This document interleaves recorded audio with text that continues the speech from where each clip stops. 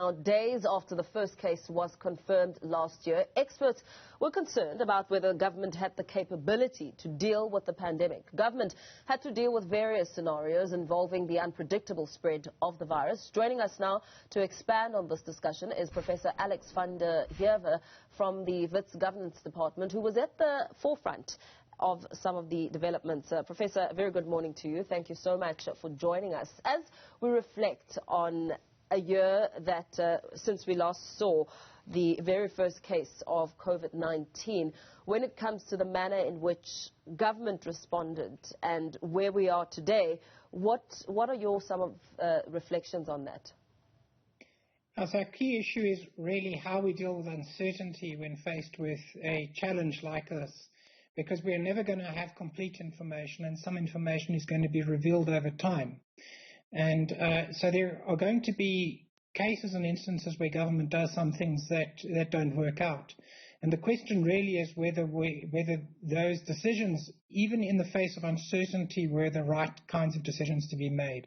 So I think that one of the very first challenges and probably mistakes made was to introduce such a heavy lockdown in March last year that essentially undermined government's finances to be able to support what would inevitably be multiple surges of the epidemic or waves of the epidemic as we go forward. We've actually reduced our ability to actually prevent and to manage the epidemic going forward. So that's one of the key challenges. But a lot of other areas never really capabilities up to scratch, test and trace. And which are very strategies to prevent huge waves from overwhelming us. And we didn't get our public-private sector arrangements in time to deal with and hospitals prepared for both surges that we've experienced, although it would always be difficult, that we were not as ready as we could have been. And ultimately, the biggest problem we face at the point is that the vaccine strategy is very, very delayed. And that's something that could have been prepared during 2020. So all of these are errors in addressing the epidemic that were preventable up front, even though there's lots of things we wouldn't know and would only find out as we go forward.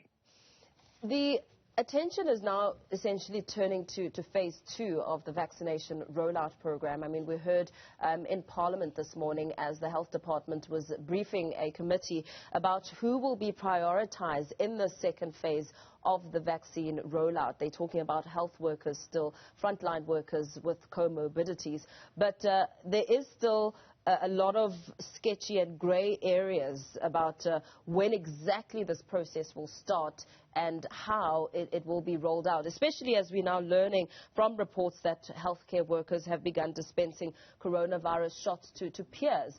How does that then affect the positioning as South Africans watch this process take place? So we're not prepared for the phase 2 of vaccinations at all. Even the rollout for healthcare workers is really just an expansion of the existing Johnson & Johnson's trial. So it's not a clinical trial. So it's not actually a proper rollout.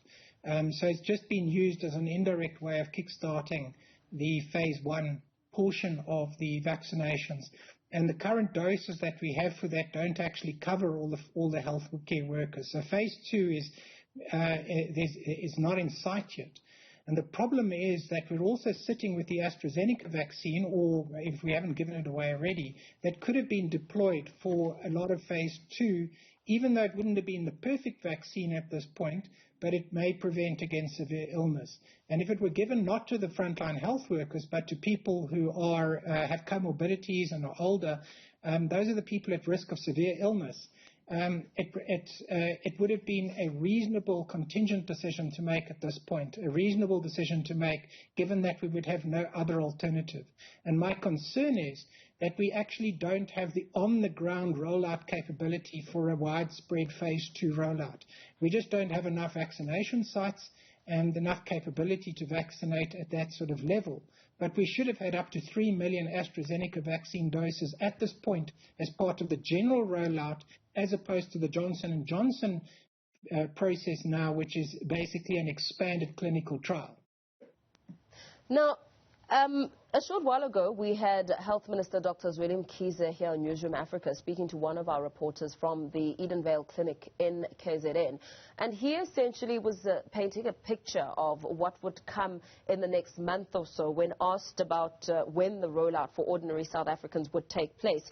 And he really spoke about the target being 16 million people and saying that when this vaccination comes in April, that people with comorbidities, ordinary South Africans, would be at the front of that list. When it comes to that number of a targeted 16 million, how do you see it panning out? Yeah, it's very difficult to tell because, first of all, there's not a lot of clarity as to exactly when doses will arrive for that group of people.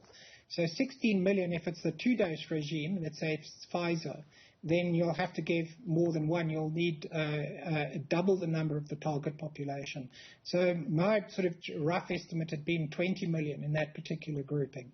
And now if it arrives after April and we begin administering the vaccine at our current rollout rate, which is equivalent to 17 years to get to herd immunity, it will not be good enough. So the question really is what will we have in place? It's unclear that we are ready yet, but maybe we will be ready for a much wider rollout. But it's not very clear on the ground yet where we are. The other problem is that it's never made explicitly clear exactly when doses are going to be arriving in South Africa. So we have sort of general indications, and there appear to be agreements that are being finalized with Johnson & Johnson. But it would be really nice if we had much greater clarity on the specific timelines and the extent to which both the public sector and private sector platforms, as well as the non-healthcare platforms like mining houses, how they are basically being drawn into the vaccination strategy.